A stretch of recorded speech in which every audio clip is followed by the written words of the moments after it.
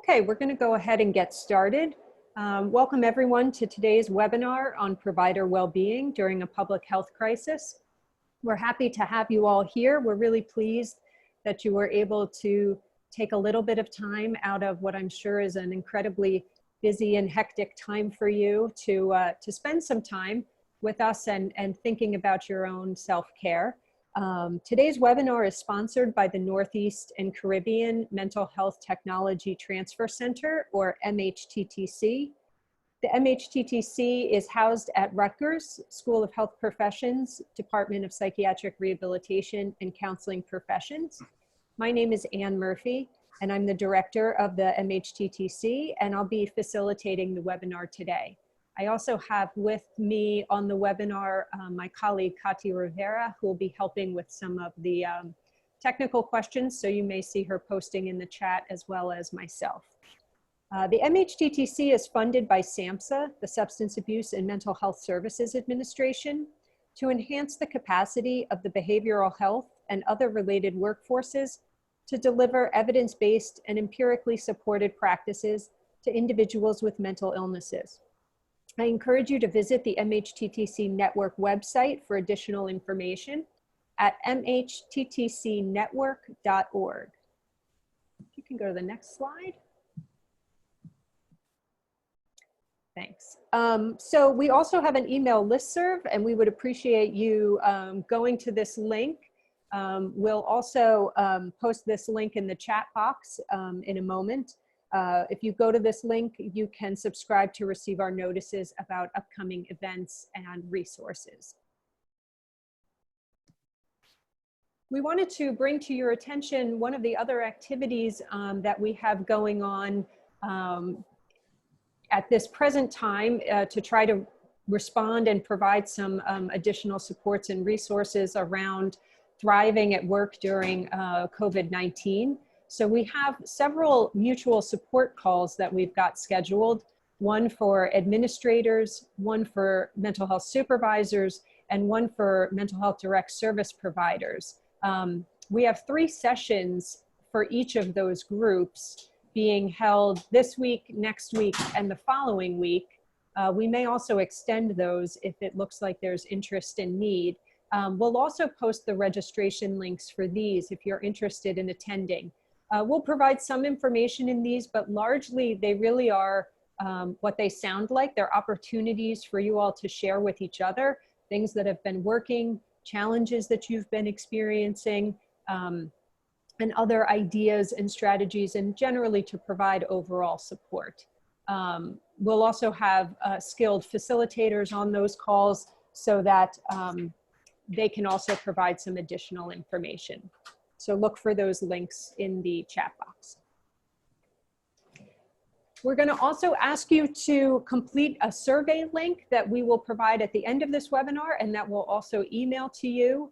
Our funders require us to evaluate our services, and we want to hear from you to get your input about what we're doing that's working well and what we could do better. So when you get that link or see that link, if you could fill out the very brief survey, it only takes about a minute to complete, we'd really appreciate it.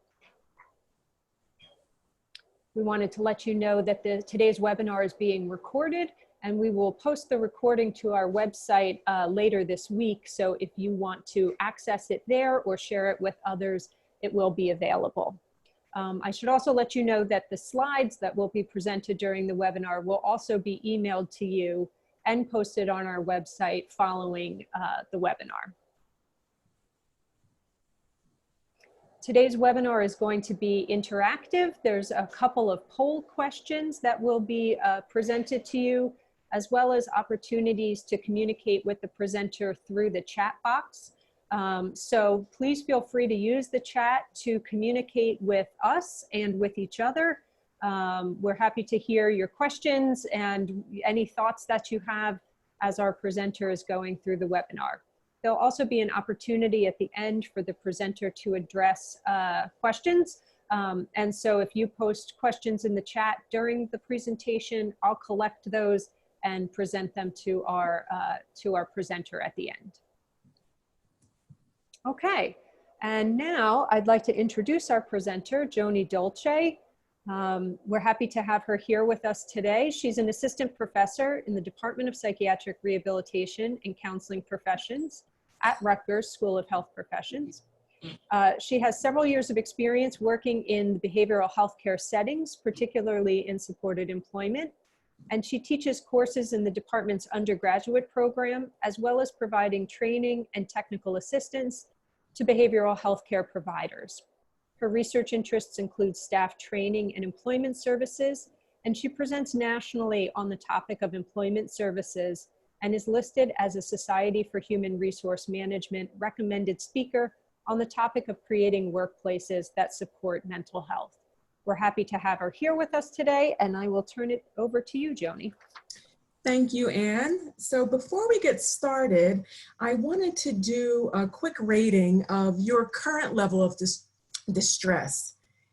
This is the SUDS rating scale, subjective units of distress scale, developed a long time ago by Joseph Volpe, but it's still in use today, and you may have used it within your own practices.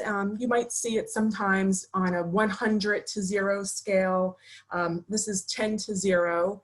And I wanted to propose this today so that you could begin to periodically assess your level of distress throughout the next few weeks. We'll provide some resources and strategies today that you can incorporate into your daily lives. So why don't you take a moment to just sort of look at each of the ratings to see where you might fall. And what I'd like you to do is once you receive these PowerPoint presentation slides, periodically assess your progress with your distress level. It's important for us to have an awareness of how distressed we are. And as we begin to move into the presentation, we'll talk a little bit about signs of distress.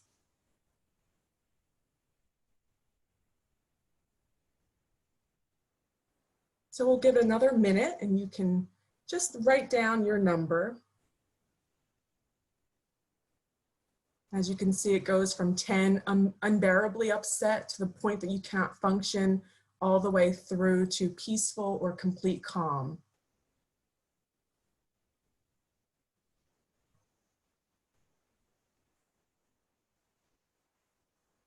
Okay, let's move into the objectives.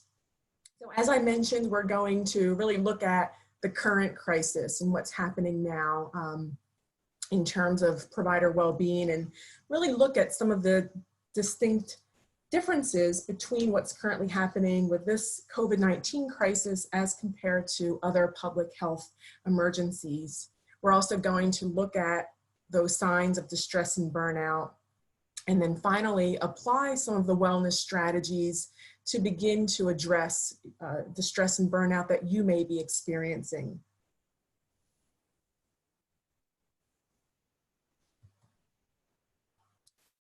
Let's take a few moments and just do a very brief 1-minute breathing activity. So I'm going to click this on, and as I'm clicking it, there's no sound, so you can just sort of follow the shape. But as the shapes are growing, breathe in, and as the shapes that you will see are shrinking, breathe out, and do that for the next minute, and it'll be silent, so don't expect to hear any volume.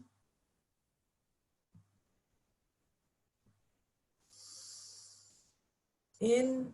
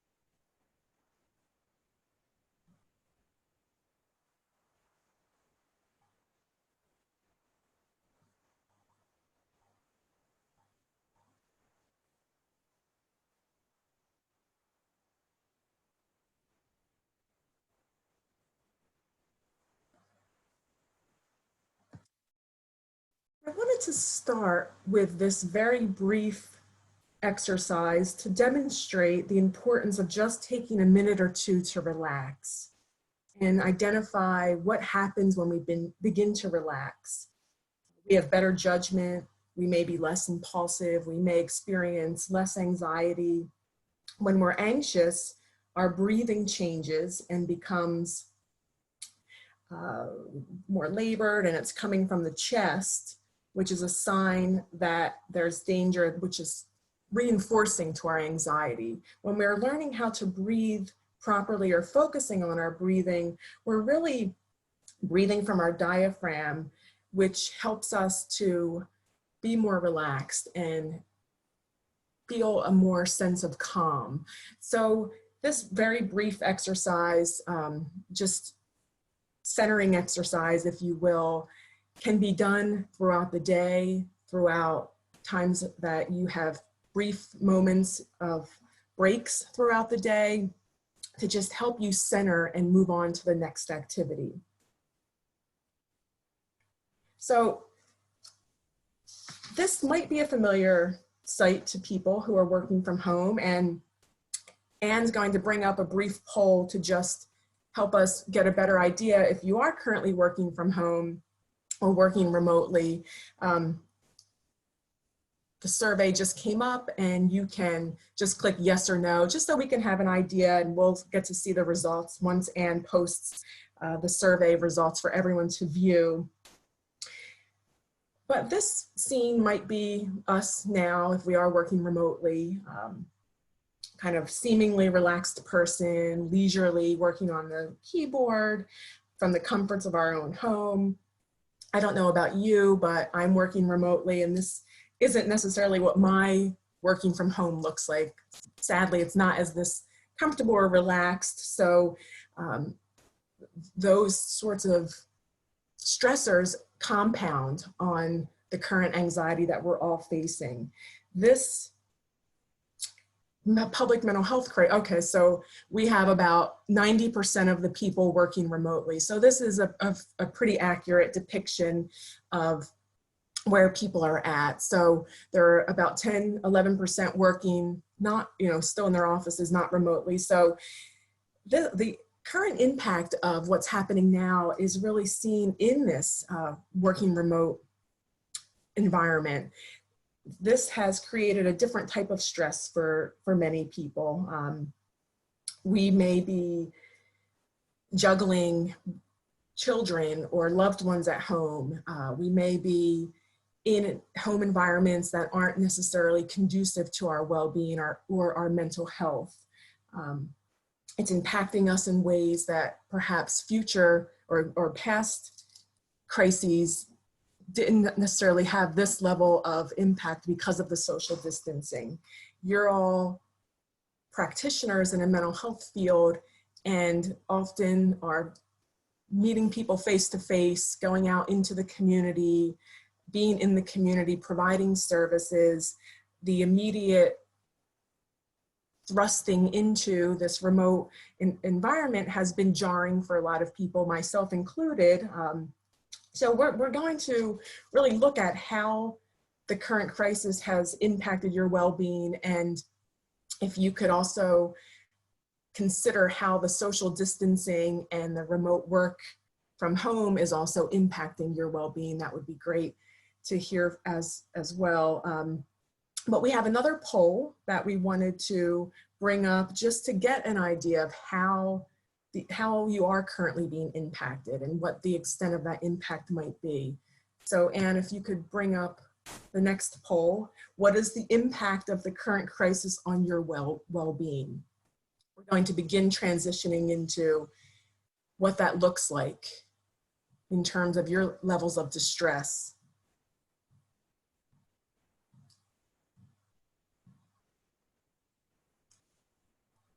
So the responses are, I can't tell because I'm in it. So I'm currently in this crisis mode and I'm not able to really tell what the impact is yet. I'm hanging in there, but only by a thread. So I'm kind of right there in the middle. I can tell I'm getting overwhelmed, but I'm managing. And you may be coping well. So let's kind of get a feel for where people are currently at in terms of the impact on your current well-being.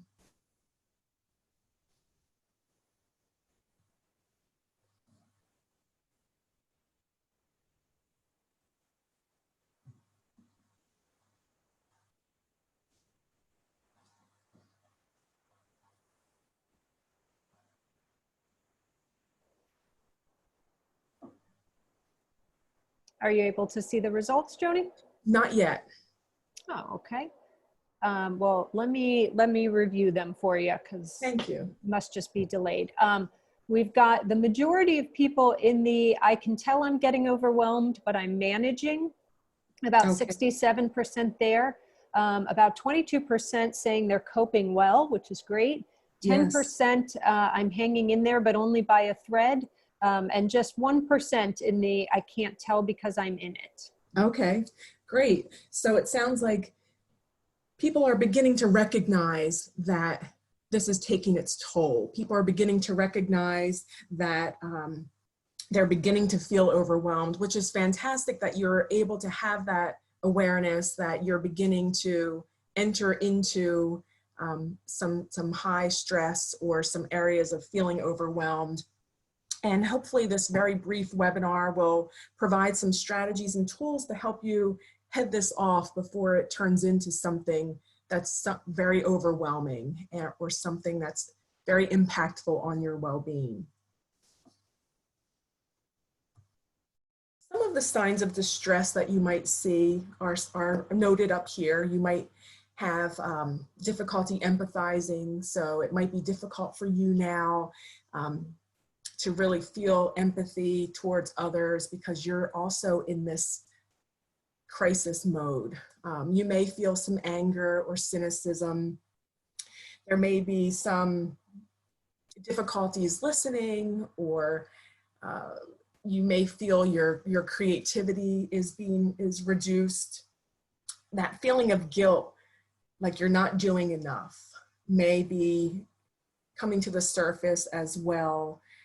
Helpless and hopeless, you may feel unable to help individuals that you're working with. You may feel a sense of hopelessness about your own ability to manage the crisis. And as we just saw, it may be very clear to you that you are experiencing some level of distress, or you're recognizing that you're becoming overwhelmed, or it may be more subtle because you are in the thick of it for that couple of percent of the people who noted that they're unable to really be aware. But these are some signs that it may be getting close to what we call in the field burnout or compassion fatigue. We want to make sure that we are addressing these signs of distress early on so that it does not lead to complete burnout and complete compassion fatigue. So you're all experiencing the crisis in a primary way, but there are also the secondary trauma that you're experiencing by hearing others who you're working with. The individuals receiving services are going through their own crises at this point, or their own levels of distress, and that's compounding. So this is even more important reason why paying attention to your own wellness is critical during this period. You might be losing patience or compassion.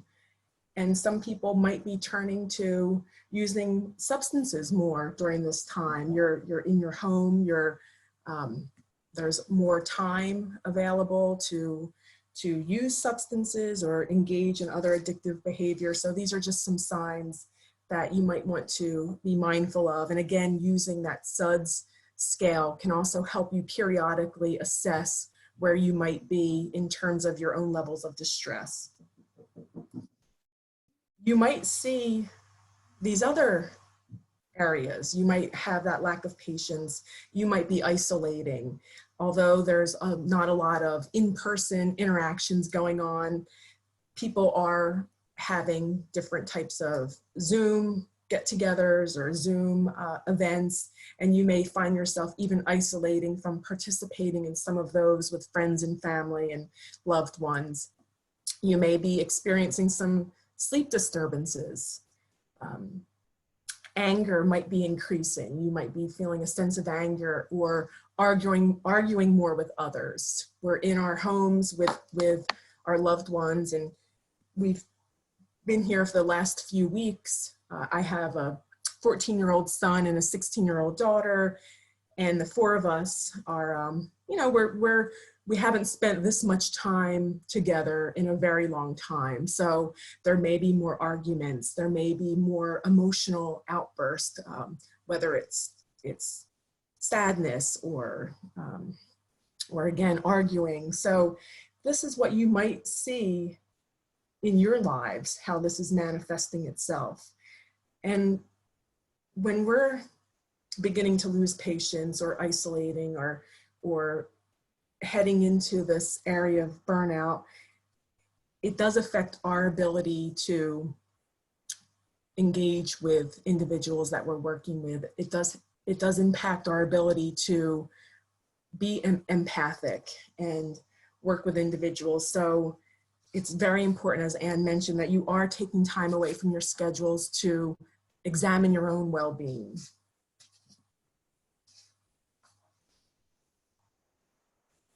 So in addition to the SUDS, there are also some other wellness self-assessments.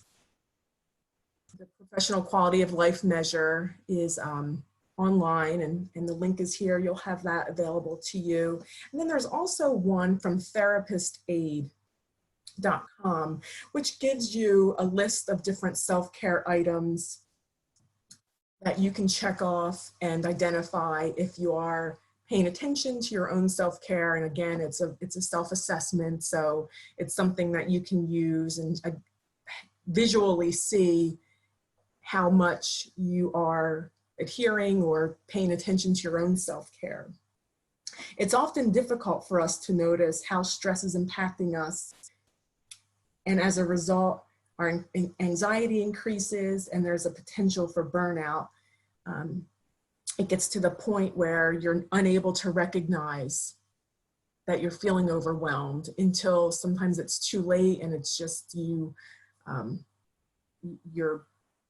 those signs that we just saw are really just coming out, and it's often very difficult for us to see. So sometimes using these self-assessments, it's also might be a good time to identify with your loved ones or family members or a trusted coworker, different signs or triggers that they may see to help you identify some of those early signs that things are beginning to spiral downward in your life.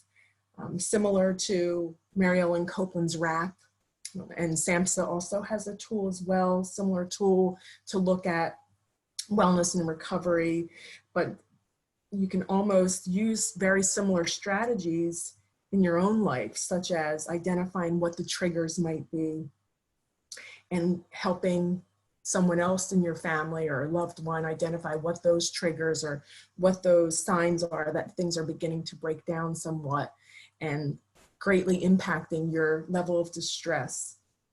I would recommend looking into the Wellness Recovery Action Plan that Mary Ellen Copeland has, or SAMHSA's similar tool. But even aside from that, breaking down what some of those triggers are, identifying what Mary Ellen Copeland calls as your toolkit or toolbox of resources to use when things do break down. And some of the strategies we're going to address can be part of that toolkit.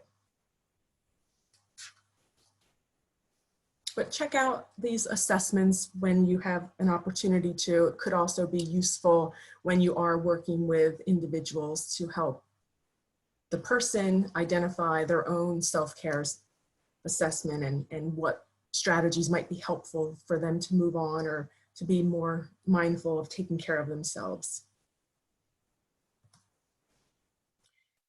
So we're going to move into these three areas of wellness. This probably looks very familiar. These are, especially during this time, you've been seeing a lot of wellness tools and tips on Facebook or other social media. Your own employers may have even sent information out to staff regarding their wellness and how to maintain wellness. But these three categories were identified in the research and literature: awareness, balance, and connection. So we've already assessed that there is some distress. 67% of you identify that you're recognizing that you may be heading towards distress or feeling overwhelmed. Your SUD scores, you know what that might have been, so you can kind of judge where that distress is. Now we're going to talk about each of these areas and discuss specific strategies that fall under these. So awareness, the first A, really is helping to center and using some mindfulness techniques, being mindful. And using mindfulness techniques includes that breathing exercise we did earlier, as well as others. There are apps available. The Insight Timer really provides some good information and strategies to use when you are considering getting into meditation or mindfulness.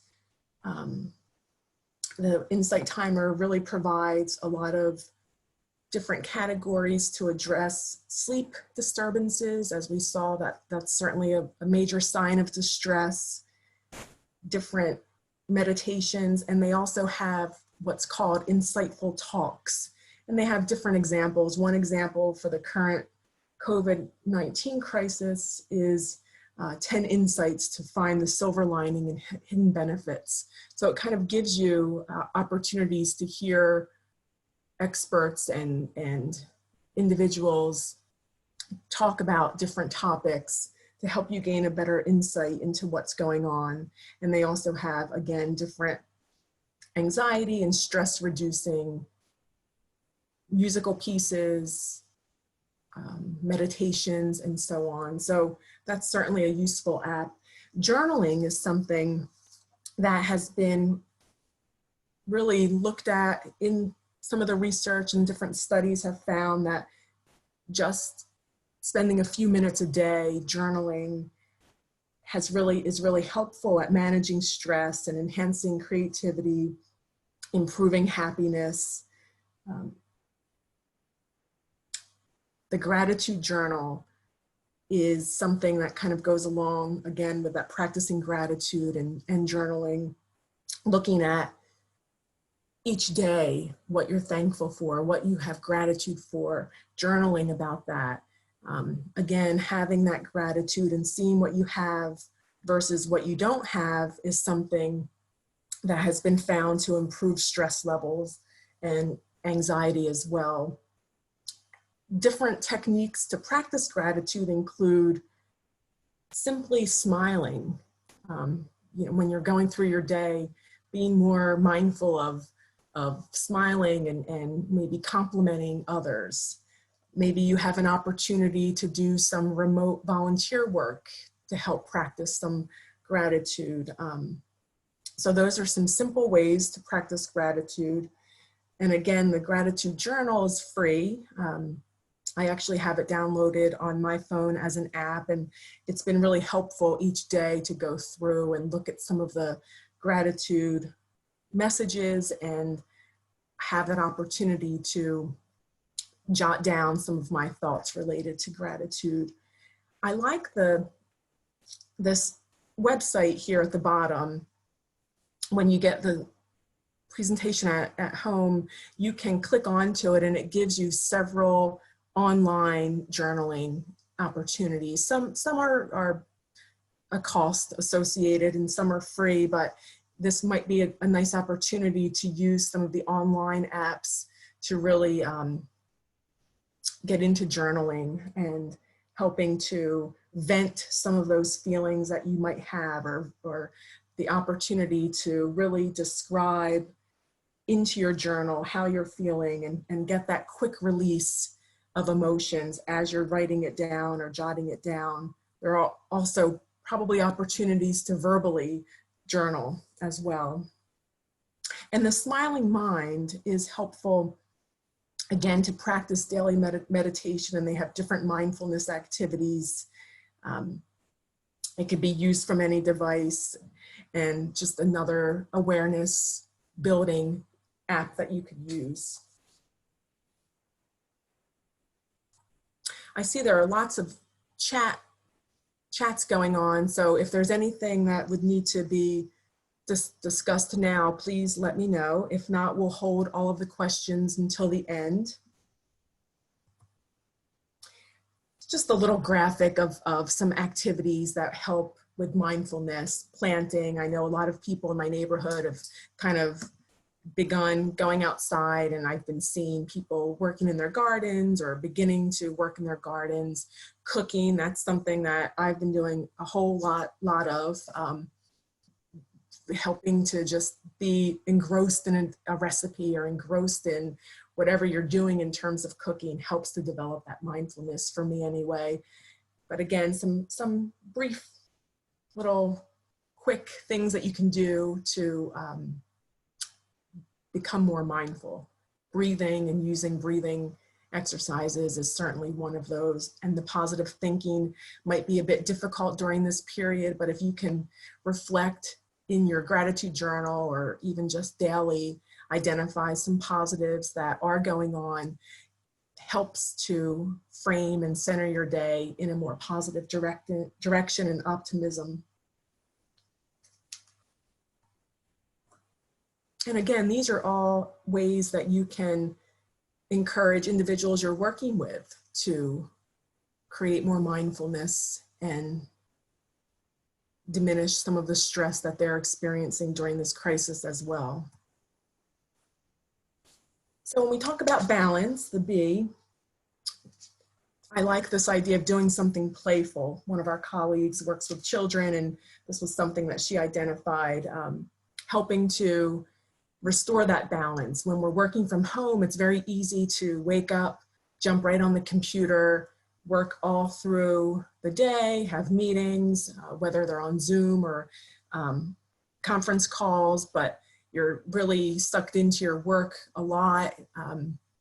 You may not have a home office, you may be working right at the table, and it's very difficult to create that work-life balance. So if you could carve out time throughout the day to really do something playful or do something that isn't work-related, it's nice. Even something as basic as making slime with the kids if you can, or by on your own, or any types of playful activities that you may not have that opportunity to do when you're away from work or away from your home because you're working. That work-life balance is very important, and separating that time is a challenge right now. So we want to pay attention of how we are disconnecting and think about ways that you can transition from work to home now that you're not in your office. For me, I almost have to close the door where I've been holed up all day working. I almost have to, a sign for me is to physically close the door and just let it stay closed until the next morning when I'm ready to work again. So think about other ways that you can transition from your work to your home life now that you're all working remotely, or the majority of you are. You may need to actually carve out in a schedule times to take a walk or stretch. I've been trying each day to go out when it hasn't been raining, to go outside and take a walk.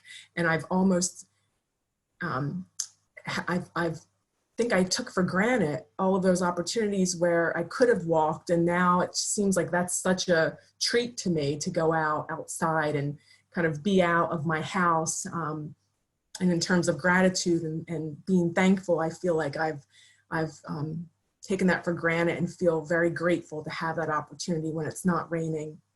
And then avoiding information overload. So really looking at where you're getting your news source. I was sucked into lots of social media and seeing different articles that would come through and different bits of information. It was just becoming so overwhelming. And what I've been seeing on a lot of the wellness tips that have been sent around from my university as well as from other areas is really to find one credible news station, the CDC, or news outlet. The CDC is one, WHO is another, and focus on just getting information from them and managing the times of the day when you get the information. Maybe allow yourself 1 or 2 opportunities a day to sit and look at some of the information related to the current crisis. Allow yourself an opportunity maybe in the morning and right before dinner, so it's not too close to bed, to get that information so you feel like you're up to date, but you're not getting overloaded. And when we talk about connecting, when you're meeting with people and talking with your friends and family and other loved ones, have an opportunity to maybe carve out a few minutes of that conversation to just vent about what's going on and just to talk about the crisis and talk about what's happening and maybe describe some of the news that you're seeing.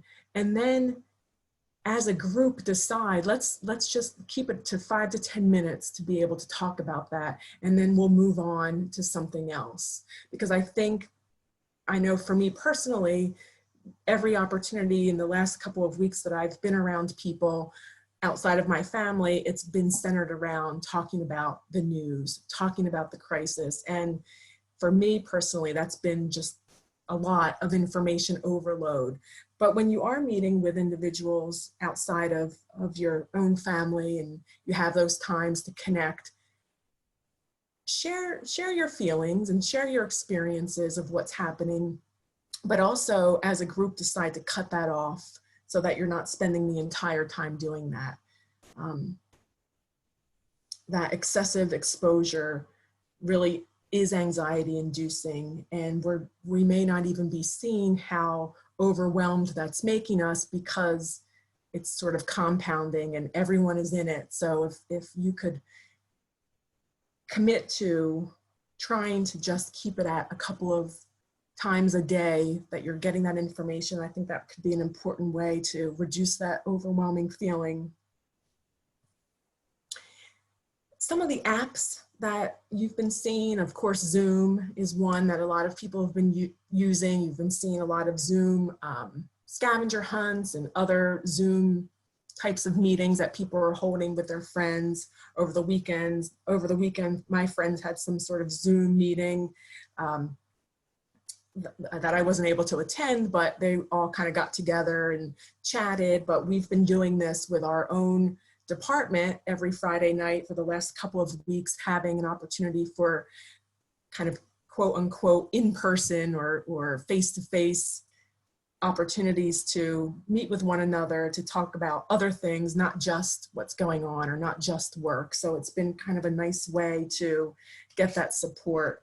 So you may want to connect with friends or colleagues outside of the work environment and have opportunities to just connect about things that normally you would have talked about in the lunchroom, or normally you would have walked down to someone's office and just chatted briefly about what was going on in their lives. And it's interesting that those types of experiences are lost now unless you make a conscious effort to stay connected and continue to keep connected, whether it's through texting or these other types of apps that are listed here. House Party is one that I know my kids have used, and others that I am familiar with, but I don't know much about it. Netflix Party, something that is new, or I guess it may not be new, but new now to our kind of thinking about it as a way to watch movies with one another. So a lot of creativity has come out of this in terms of ways that people are continuing to find ways to socialize with one another. again, video chatting, texting, and so on. Even texting silly memes back and forth has been fun and funny for people that I've interact with. And as silly as it sounds, it's just sort of a fun way to keep in touch and feel that you're connected. One area that a lot of people that I've been interacting with over the last few weeks have talked about is the challenge of continuing to engage with individuals receiving services. This is really, most of you are not used to communicating remotely with individuals. Some of the challenges that I've been hearing people describe are there might be limited access to computers or other smart devices that would allow some of the interactions and some of the apps that we just talked about. Many individuals might have phones or resources that don't allow for that type of interaction. So, or phones may use up a lot of minutes, and that's certainly not something that we we want to be careful that we're helping people manage the crisis and not creating more difficulties by insisting on meeting and so on. So finding out other ways to engage with clients. Some ways might be the good old-fashioned US mail, maybe sending individuals paper, notes, or just something if you're working in services that are helping someone reach different goals, maybe sending back and forth different types of activities or other resources that could continue to help that person reach the goal that they have identified. So for example, if someone is going back to school or work, and the way that you have to communicate with them is through the mail, maybe mailing out different values clarification exercises or other types of interest inventories, and scheduling a time, maybe a week or so after you mail it, to have a very brief phone call to review it with the person. But it may be that we're relying on some of these older methods to interact with individuals, or it might be helping the person find ways now. Lots of companies are offering incentives and different services that weren't necessarily offered before, maybe helping someone purchase a smartphone to use during the next few months, possibly to interact more with their own loved ones and network, but also you can continue to maintain some level of engagement with the person. So you might, that might be part of what the goal is to help the person identify resources so that their communication is improved and enhanced during this time. Another woman who provides services said that they've been working with individuals now on developing wellness goals, whereas maybe they had other types of recovery goals. Right now they're working on wellness goals and how to help someone manage their own wellness during this time. So that could also be an opportunity to address something that's really important while continuing to engage, even if the person's goals aren't necessarily being addressed right in the moment. There are still some activities that you can continue to work on with the person so that they're closer to what their goals might be. And then here are a few resources. I'm sure you may have had different webinars or upcoming webinars to address telehealth and different HIPAA compliant texting tools, but here are just a few. And again, as well as the apps, these are not meant to suggest that we're endorsing them, but just a resource and a sample of what is out there. Zoom, these other mega meeting, telemedicine are just some of the examples, but you can find out more information in our page at the end.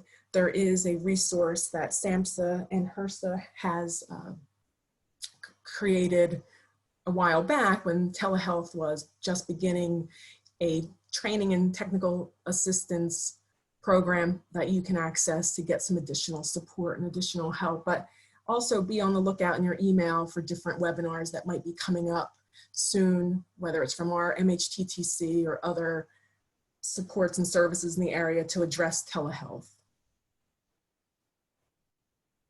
Just if, you know, telehealth offers that opportunity to do some online work with individuals, and there may be some supports out there to help you really learn some of the skills that are involved with doing that.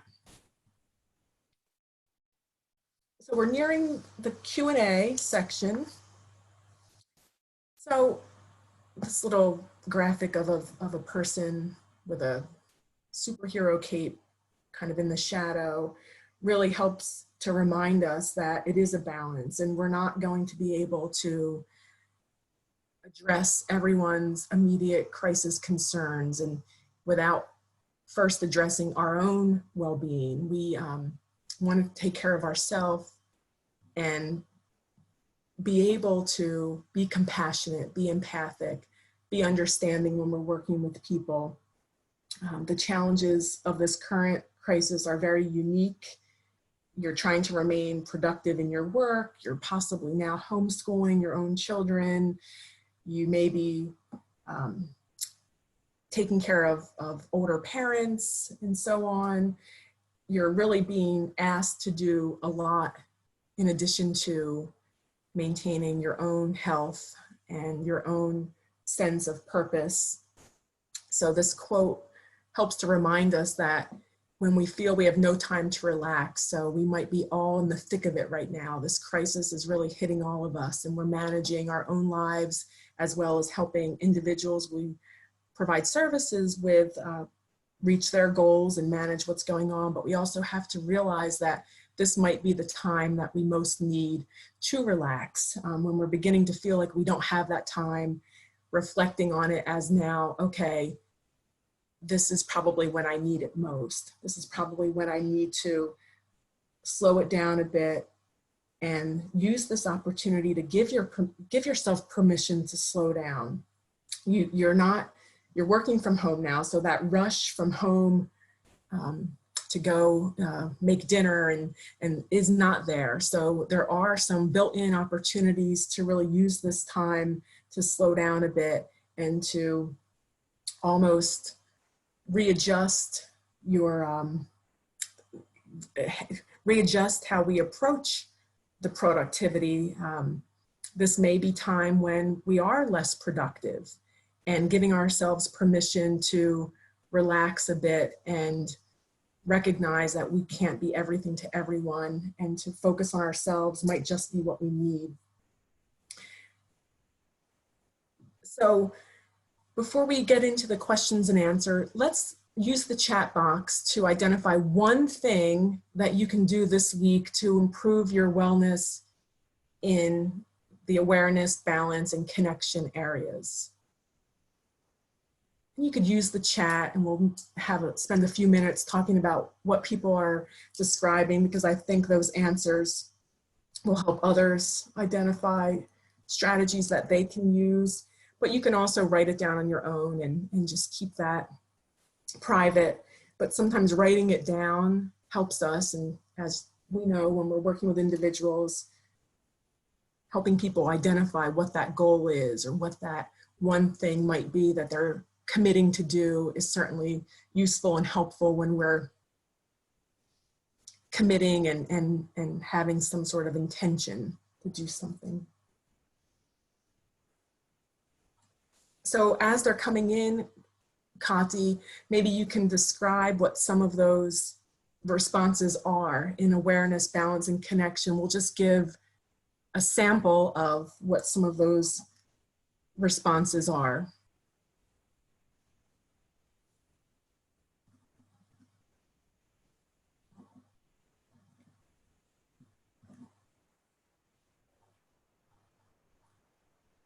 I'm going to take that on, Joni, if that's okay. Okay, This is Anne. yep. Yep. Perfect. So it looks like quite a few people are talking about some physical movement objectives. So taking walks, taking the dog out for more walks, online yoga class, 30-day Mhm. yoga challenge, Right. getting out and exercising. There's some people talking about some awareness activities, doing meditation, breathing, the gratitude journal. So I think those are great. And then some different connection ones, scheduling FaceTime or Zoom meetings to keep in touch. Mhm. Let's see here. I saw one, daily walks and meals with my children. So I think just sort of doing that connection during that time. Calling, saw one, they go by quickly, calling at least 2 people. I don't know if it was every week or every day, but I think that's a call 2 friends per week. That's wonderful. Take some Mhm. time to play piano or call girlfriend.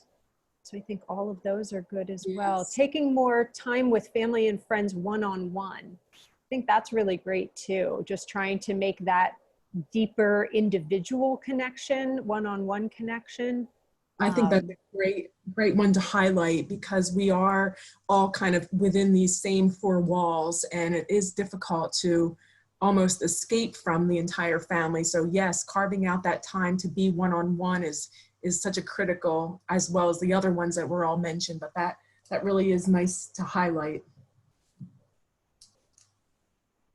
Well, it looks like there are several that are still coming into the chat box, which even if we're not able to share all of them, I think the important piece is that you're recognizing that there are areas of awareness, balance, and connection that you can identify now to begin addressing and possibly improving some of those areas of wellness. And I think using those self-care assessment tools and the SUDS periodically over the next couple of weeks to really gauge where your distress level is so that you can begin to see progress, incorporating some of these strategies or others that we may not have shared today, and beginning to see that they're helping and they're helping you feel better in those areas of distress can be something to really help you feel like there's a light at the end of the tunnel, if you will.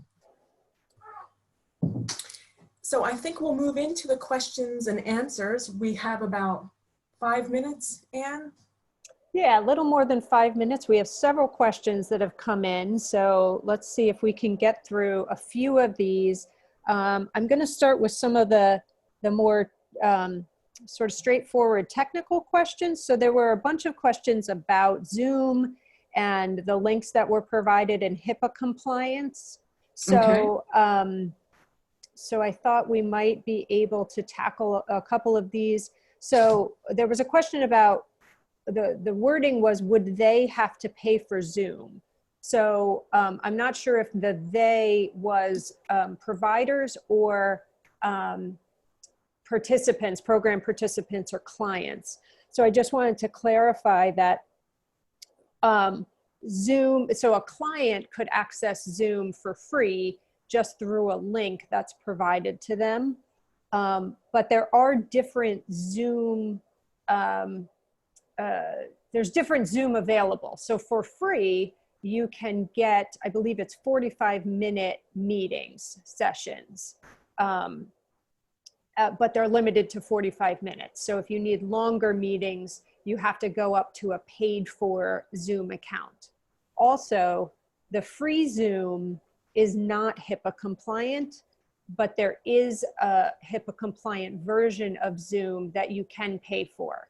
And I guess I also just wanted to make sure folks knew that right now, HIPAA compliance is being waived at the federal level. So I can't speak to anybody's individual programs, but there has been, just for the time of this public health crisis, the federal government is not pursuing any violations of HIPAA compliance as long as people are acting in good faith. They're basically trying to say that if you need to use something that's not HIPAA compliant in order to continue to support people that you're providing services to, they'll allow that for a period of time here during this public health crisis. So, so while it's ideal to use HIPAA compliant tools, it's not currently required. There was also a question about Skype and whether it was HIPAA compliant. Similar to Zoom, there is a HIPAA compliant version of Skype, but generally Skype is not HIPAA compliant. I don't know if you had anything else, Joni, you wanted to add. I think I'm glad you mentioned the Zoom, the current regs, and also that the free version is not HIPAA compliant. Thank you. And there also was a question about, it's Zoom for healthcare that is HIPAA compliant. Yes. I believe if you Google Zoom for healthcare. Okay, there was another question about, is there a recommended ratio for attaining balance, like downtime to work time? So I don't know if you have any suggestions about how do we know when we've sort of gotten the right mix? I think it's difficult during this remote working to really pinpoint what that might be. I think using others that you might be living with, if that's an option, or having an opportunity to kind of reflect to other people to see what they're currently doing might be helpful to inform you. Sometimes when we're in it, it's hard to describe, you know, it's hard to really recognize how much is too much or how little is too little. I know that in our department, we've been, or in our program here, we've been identifying each day what we've accomplished and what we plan to accomplish. And if that's something that could be helpful for you to identify either with your supervisor, colleagues, or even independently, what you plan to accomplish the following day, and then reflect back on that at the end of the workday. Maybe use your regular work hours as a gauge if that works for you, and reflect back whether or not those accomplishments were met. Maybe that could give you some insight of what that natural break would be. Great, thank you. There is also a question about any suggestions for mindfulness for individuals who don't want to draw their attention to their breath. It's a due to OCD in the comments. So I'm not sure if that's like concern around breathing issues related to coronavirus, and so therefore sort of causing more anxiety by drawing attention to the breath. But I didn't know if you had any ideas about mindfulness that's not focused on breathing techniques.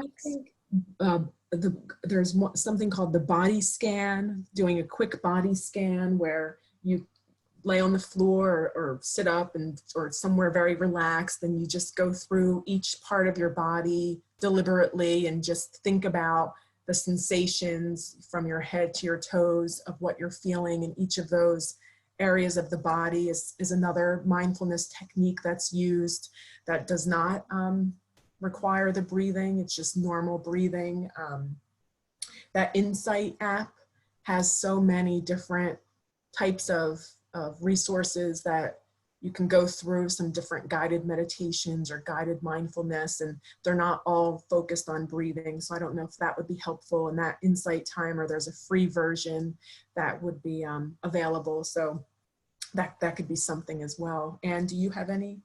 Yeah, well, I had one, and one of our participants has given the same suggestion, which are some of the grounding techniques. Yes. So the participant is suggesting the 5-4-3-2-1 grounding technique, but you know, any of those grounding techniques where you sit where you are and you feel, you know, where your body is touching the seat, how your feet feel on the ground, you know, those kinds of things. So I think some of those.